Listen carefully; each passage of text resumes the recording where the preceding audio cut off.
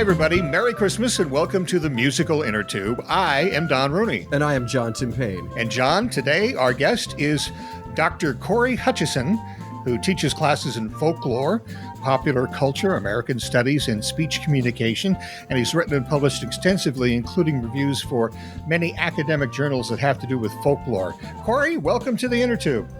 Thank you so much. The reason we're talking to Cory today is because he is a person who is familiar with folklore, and we are in the midst of Christmas, and Christmas is just, to a lot of us, is nothing but folklore and tradition. So I thought I'd start it off by asking Cory some stuff about the Christmas traditions that we follow here in America. One of the biggest ones, obviously, is why do we go outside, cut down a tree, and bring it in the house? What's the deal with that? It's a really good question because, it seems kind of absurd if you think about it that you'd waste the time and the energy to go and chop down a tree and drag it into your house. But that's been going on since at least the ancient Roman era.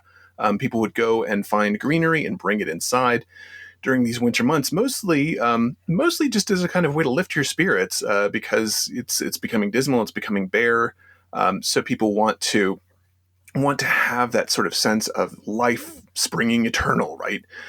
So they'll drag these branches in and decorate their homes. Now the tree itself doesn't really become a thing until Martin Luther decides to sort of expand upon this idea of bringing greenery inside.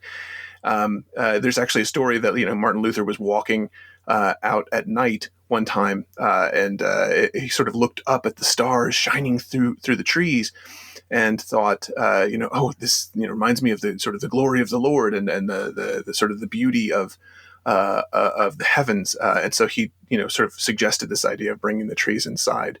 I don't know how true that story particularly is. I think it's, just as likely that, he was walking around and bumped his head and looked up and was like, stupid tree. If that wasn't there, I could just, just going to cut this tree down and get it out of the way. Right. But who knows? And where to store it? Of course, in the house. Of course. Yes. Easy access to the firewood. So, but no, we've been bringing trees and things like that inside, greenery inside for millennia at this point. And whether they're garland branches or a Christmas tree or something like a Yule log, that's been a pretty common practice among a variety of mostly European and European derived cultures. It's interesting because among many, many other things, the bringing of the tree inside is sort of what people who've lived in houses have been doing with the outdoors forever, isn't it? I mean, it's one of the reasons we have lawns, right? I mean, really, we don't need lawns, but we have them. And there's been I know there's been a lot of scholarship as to exactly why. And I think some people think it's nostalgia for the time when we had basically unlimited lawns, and we wanted to recapitulate non-urban or non-suburban landscapes right in our own, place where we live. It's and windows to look outside too. Sure. Yeah.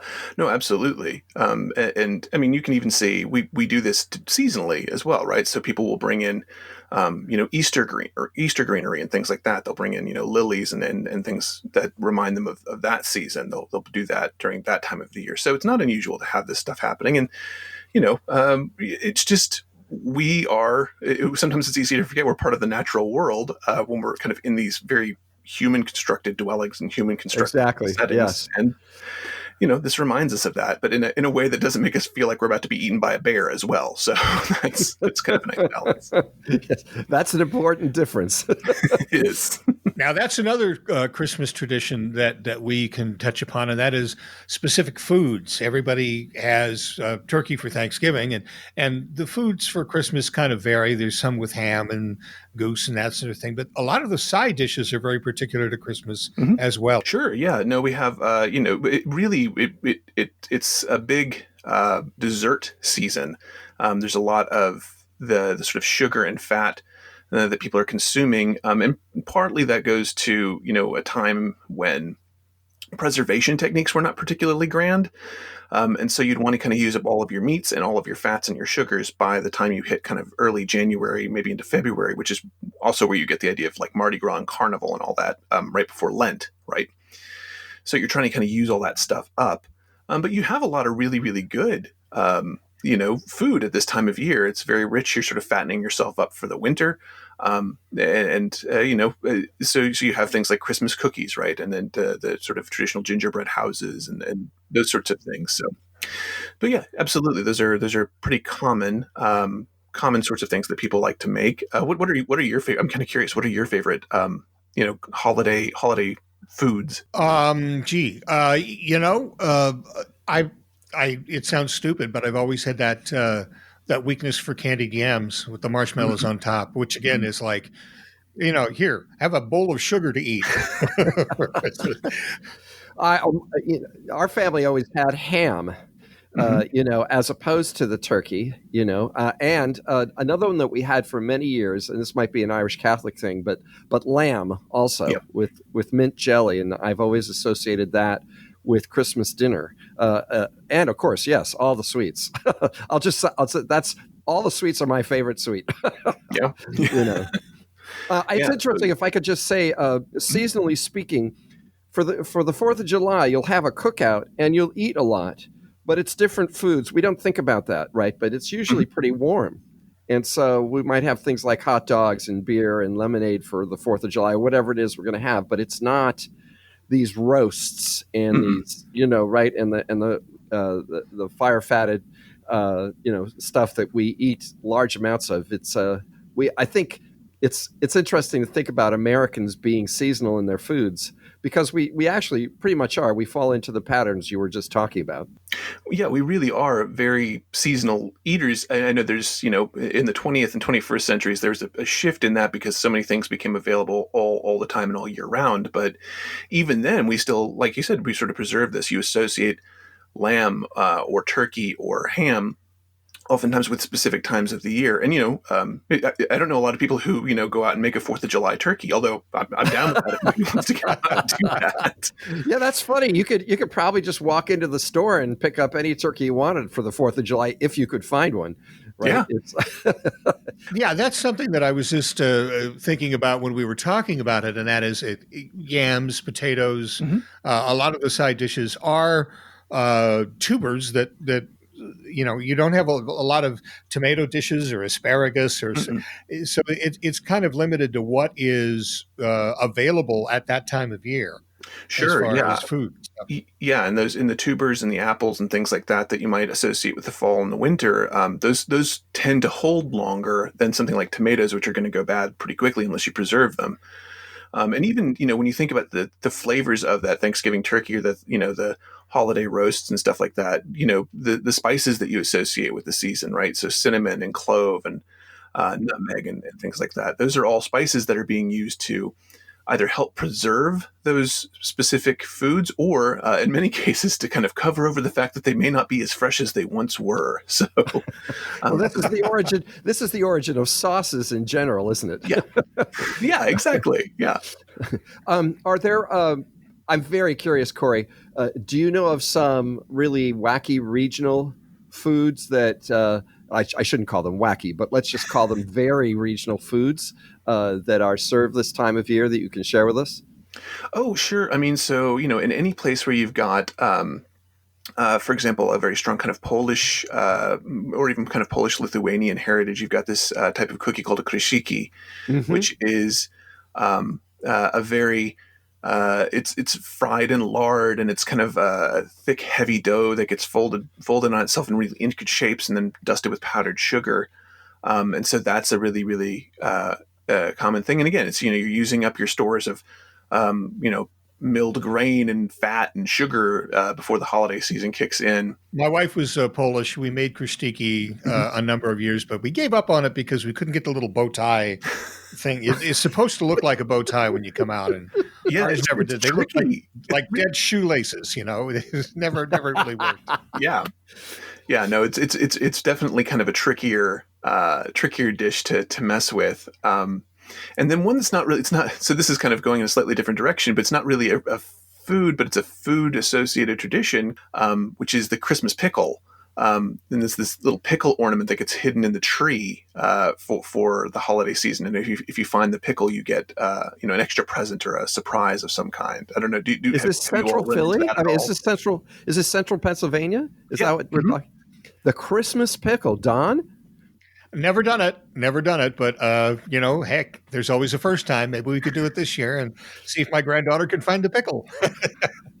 Yeah. No, it's very specifically, I mean, as far as we can tell, it's a very specifically like German American thing that started with, the Pennsylvania German communities in Pennsylvania.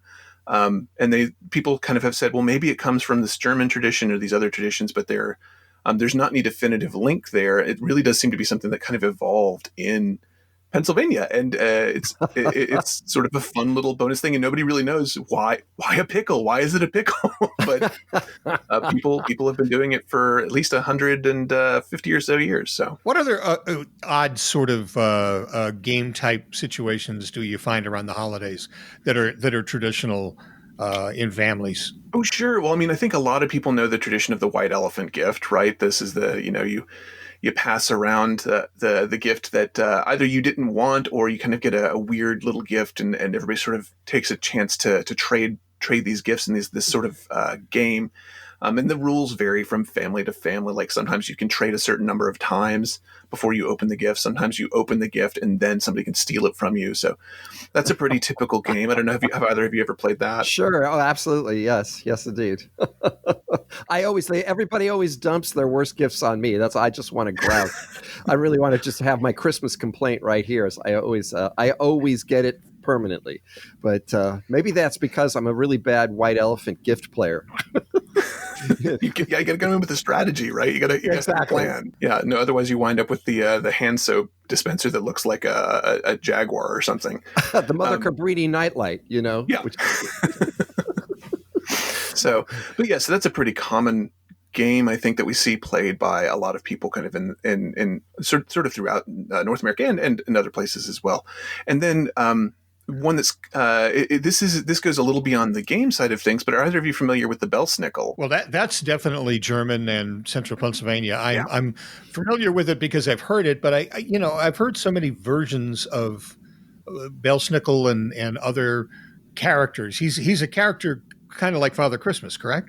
Sort of, yeah. Actually, he there's a lot of good evidence that he sort of between the German American version of this thing called the Belsnickel, which is essentially kind of a big shaggy Father Christmas figure that does both the gift giving and the punishing of the naughty children. So he's a little meaner than Santa Claus, but between him and sort of the Dutch version of Saint Nicholas that was sort of brought in through New York, you get this fusion that eventually becomes what we think of as sort of the Coca-Cola Santa Claus, right? But the Belsnickel, the game that he plays, you have these people who dress as this kind of shaggy Father Christmas figure, and then wander around from house to house throughout Pennsylvania, German region. This also happens in Appalachia and other places too. And he'll come and he'll offer sweets and treats and things like that to your kids. But if they've been bad, and usually he's somebody from the community who's been informed by the parents, what all the sins of the children are. So he gets to name them. And the kids are like, how do you know this? That isn't fair. That's going to scare the kid to death. My goodness. Oh, my goodness. I mean, there's a scary side to Christmas. This is the whole, elf on a shelf. He sees you when you're sleeping. Like, this is a pretty common thing for Christmas. We love to be scared at Christmas as much as we love to be. I do remember as a kid being kind of scared of Santa Claus. I had this image that Santa Claus was always outside my window looking at me to see if I was naughty or nice. I think that's a pretty common thing to make Santa Claus sort of a menacing figure almost. Just you're afraid of that potential when you're sitting on Santa's lap. What if he knows about the time I stole the cookie, or something, right? But even worse is not what if, it's he does know. He's telling me he knows about the time I stole the cookie. Right. And then you have, how many kids do you see at the mall that are just wailing on Santa's lap, just terrified? So that's not unusual. Even in, have you seen you've seen the movie The Christmas Story, right? I was just going to say, isn't there a moment in that story where one of the kids just loses it when, Santa says, "So what would you like, young man?" I can't remember who it is, but right? And he's like, There's "Oh, a how about a meltdown. nice football?" Right? So, and then he like boots the kid down the slide. When did that start? Yeah, do you know when that particular thing started with Santas in stores and moms Yes. and Yeah, and dads bringing kids sitting their on their kids? laps. Yeah. Yeah, so that goes back to, if I'm remembering correctly, that really starts with Wanamaker's in Philadelphia. Is kind of one of the big places where they started doing these Christmas displays in the windows and things like that. And so they would have these displays that sort of show different holiday seasonal scenes sort of throughout this shopping season. But then they would also sometimes have these kind of Father Christmas figures, and people would then the kids would want to go meet Father Christmas. This is before he's terrifying them, right?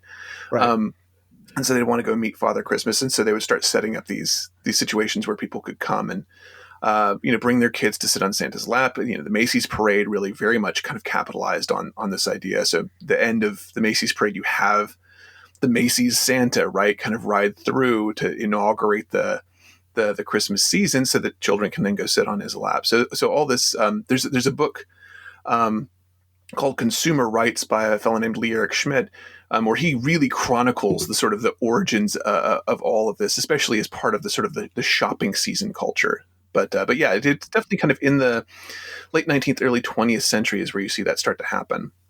I'm glad you mentioned Wanamaker's, because Wanamaker's, as you know better than we do, has had a light show for kids a couple of times a day during the Christmas season, and it's still going. I don't know if they're doing it this year because of the pandemic, but they've been doing this for generations.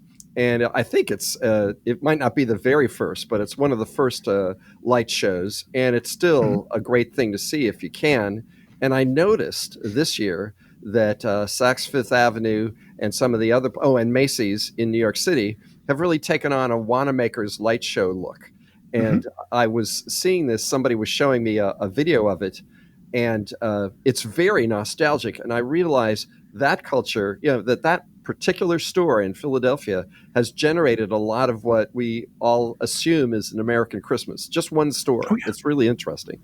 Yeah, you're 100% correct. Wanamaker's is very much responsible for a lot of sort of the shopping season culture of Christmas that we think of, and in both the positive and the negative side of things. But really here, thinking about the light shows and the sort of entreating children to come and just look through the windows, like see the displays and enjoy the Christmas season. That's definitely something that Wanamaker's is responsible for, and I think Philly should be kind of proud of that. But Right. Yeah, there does seem to be a lot. Obviously, the commercialization of Christmas is a big bone of contention for a lot of people. But a lot of our traditions do seem to be tied up in the Christmas shopping, like the idea of Santa Claus being in the store, kids sitting on his lap, telling him what toys they want. The whole idea of Rudolph, as I understand it, was made by Montgomery Wards. They created the character to sort of boost their sales. Is that right? Yes, and kind of an interplay with, I think it was Gene Autry, obviously, sort of a collaborative sort of thing there. But yeah, it's this, can you lead the children into the store, give them a character to enjoy? And we, when we think about Christmas, one of the things we think about are these holiday specials, right, that are on television, that some of them, the Charlie Brown Christmas has been on for 60 years at this point. Right. Yeah. And this sort of like, we want to entreat children to participate in that kind of, sort of character cartoon culture. And so, you're right. So you have these, the Rudolph displays, or these other kind of characters to sort of drive children into the store to then basically be like, Mom, I want this, or Dad, I want this. Right. I remember one year there was a run on Elmos, right? And you couldn't find them. There was an Elmo that talked to you and laughed. And we scoured. I found myself just roped into the whole thing where you're scouring whole cities looking for an Elmo. You spend days on your hands and knees in back alleys looking for Elmos, And I finally found one, by the way, to end the story. It was at an IKEA for some reason. There were like just a pile of Elmos in the lobby of this IKEA. And I said, IKEA is selling Elmos. Nobody told me that. Yeah. So And were you happy with your Elmo, John? I'm telling you, I took 2 of them and I kept both of them. I did not give them to any of those ratty little kids. No way. The truly Cory, grinchy Christmas. Exactly. Cory, you were talking about Belschnickel earlier, and we've been talking about how Santa Claus was kind of, you're right, the first picture of him as a jolly elf with the beard and that sort of thing was done by the Coca-Cola company, again, as part of an advertisement. But is there a background? Was there a St. Nicholas, and how does he play into the Christmas legends? Sure. Yeah. No, the St. Nicholas figure, the sort of the Catholic saint figure of St. Nicholas, there are a lot of stories that kind of flit around about him, ranging from, him providing the dowry to buy some girls out of basically out of prostitution. So there was a sort of risk of these women being sold by their families because they didn't have any money, and so he potentially gave money. This is a story that gets circulated about him as a saint. So that sort of spirit of giving is sort of shared in the folklore of St. Nicholas. But then, following that through sort of the medieval period, there was always kind of a push to have this sort of festival of light and splendor and excess somewhere around that winter solstice period. And St. Nicholas's feast day just happened to be, very early in that same month, basically. So you have the St. Nicholas Day. I believe it's the 6th or the 7th, kind of depending on how you celebrate it, of December. I don't know if either of you grew up with the tradition of leaving your shoes out and they would get filled with candy on that day. Oh, but, yeah. So this is all tied into that. And so that very much, that figure of St. Nicholas being sort of the generous giver, starting at the Advent season, right? He sort of, kicks off the Advent season. That gets tied in very closely with this sort of Christmas celebration that's happening later in the month, and then even kind of carries through into January. There's a lot of places where Christmas goes on until what's called Twelfth Night, which is January 6th. So you have this, essentially 6-week long celebration of Christmas. And St. Nicholas's traditions, depending on where he was, people would add things on to him, add these different characteristics. I mean, he was originally this kind of like North African, Middle Eastern bishop, right? Right. But then by the time he gets to places like Germany and Switzerland and other places, he's, wearing fur coats and, heavy beard and things like that, heavy white beard. So there's just transformations that happen, and oftentimes he'll get a little companion that goes with him. So you probably have heard of Krampus, right? Krampus, yes, indeed. Yeah, or Schwarzpiet. There's a whole list of them that sort of show up. And what happened was when that got moved over to America, the idea of the sort of saintly St. Nicholas figure and the idea of this kind of like wicked companion with the switches and sometimes with the colon switches kind of thing, they get merged together into this Belschnickel. But yeah, so there's this long-standing tradition, and you do see this even today with this idea of Father Christmas in Britain. During one of the things I think is really interesting is I lived in Prague for a while over in the Czech Republic, and they had this long tradition during communist occupation where they would have these television specials that would happen around Christmas time. And they, of course, they were trying not to make it very religious because the Communist Party didn't want really religion, but they knew that they had to maintain some of these festivals. And so they invented this character that they called Father Frost, who very much looks like this kind of St. Nicholas figure who would sort of take over all of the Christmas responsibilities during the sort of communist era. And even to this day, people still sort of talk about Christmas in sort of relation to both the sort of religious traditions and then this Father Frost more secular tradition as well. So, no, and again, as I talked about people having trouble with the commercialization of Christmas, that often is interpreted as it's moving away from its religious roots. Although, I don't know, the religion and Christmas and gift giving, it's all been mixed up from the very beginning, it seems. Yeah, and there's this whole the whole idea of kind of the war on Christmas that's it's a very big talking point right now, and I think that's really interesting because when you look at American history, when you look kind of what we would sort of think of as the sort of first Puritan colonizers, they were very anti-Christmas. They were very religious and very anti-Christmas. They wanted nothing to do with it. They considered it a bunch of sort of Catholic superstition.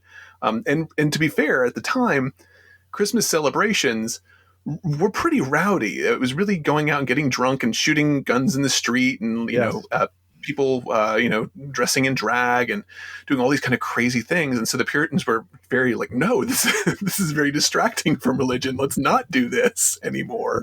Right. And so they tried to sort of stamp it out as best they could. But clearly Christmas has its own kind of spirit, its own kind of energy, and it managed to carry through and become kind of what it is for us today. I believe that George Washington benefited from this when he crossed the Delaware, because when they got to the town of Trenton, everybody had been having a big, all the Hessians, the Germans, who were stone drunk. Yes, they were stone drunk and sleeping, and so they were able to take the town of Trenton without firing many shots at all or killing many people. It was both battles of Trenton were rather sleepers. They took all the Hessians hostage, and the British went, oh. So I wonder if George knew about that. Maybe he did. Certainly the Hessians were doing that kind of rowdy Christmas. So on that turns the tale, right? And thus we have the United States. Sure. Yeah. Yeah. No. And Washington was working against his own deadline at that point, because most of his soldiers' commissions expired on New Year's Day, so he was in a bit of a tight spot. And it was a pretty brilliant move on his part to say, well, okay, let's go when they're most likely to be drunk, right before everybody's going to be decommissioned, and make sure that we get this done. And it worked. It was really did. Effective.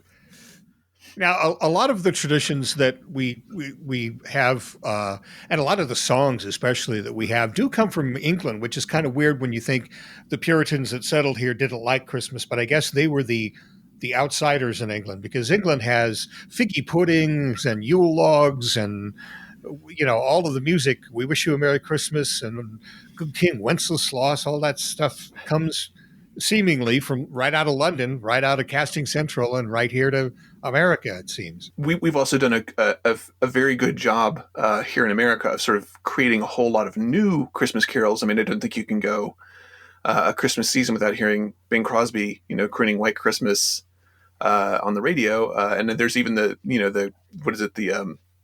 challenge not to hear George Michael sing Last Christmas. You'll never win. I mean, yes, and there's Mariah Carey with All I Want for Christmas Is You. There's Grandma Got Run Over by a Reindeer, so there's the profane side of Christmas caroling. But you're making a wonderful point, which is that we think of folklore as usually ancient things, but in fact, we're generating it all the time. Yeah, no, we certainly are. We are constantly adding to the Christmas Pickle was, people like to present it as this ancient thing, but it's 110, 150 years old at most. These Christmas carols, we're constantly inventing them. So we have these very old traditional British, wassailing songs, which were songs that they would sing as they went around the orchards and blessed the trees for the coming years, and then would, all get stone drunk on cider. So all kind of tied into this old Christmas. But then you bring it over here and you have these very, sort of updated contemporary takes on Christmas, which are oftentimes about spending time with the people you love. So Last Christmas is about having your heart broken, or All I Want for Christmas Is You is a sort of love song about Christmas, right?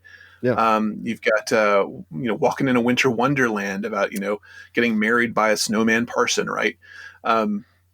So there's a lot of kind of love and family associations. And that really is a shift that happened in America, was that Christmas went from being this kind of rowdy, drunken debauchery thing. It was, basically the Purge light for the holiday season, to being a very family-centered holiday, where we think of it as a very family-focused, quieter, peaceful holiday with your family now. And depending on how much you like your family, I guess depends on how much peace you get. But at the same time, it is much more sort of interior focused at this point. And the carols, I think, reflect that. They're much more sort of direct and personal, as opposed to about going out and blessing all the apple trees, or one of the big ones is the God Rest You Merry Gentlemen, which was literally sort of tied into the Jacobite rebellion in England. So it's this got this weird political history. So all these kind of things happening. Yeah. It's just very interesting to me that a lot of the American hits like White Christmas and the Christmas song, Chestnuts Roasting on Open Fire, those people were all Jewish who wrote those. So it's kind of a very weird sort of way of America mingling everything together to come up with the holiday. Sure. Yes, and now we have this big Scandinavian thing of hygge, right? Where people are. This is about house decor and being comfortable and coziness as an aesthetic, which of course it's sort of a winter aesthetic. And that is, it's pretty strong these days. I hear people talking about, oh, that's very hygge on the street. I actually hear Americans using this term, and I think, wow, we're experiencing importation of a foreign custom, and it's now American. That's how it works. Yeah, I mean, it's a constant interchange. The things that we do. So our Santa Claus has been exported all over the world. So in Japan they have Santa Claus, right? So.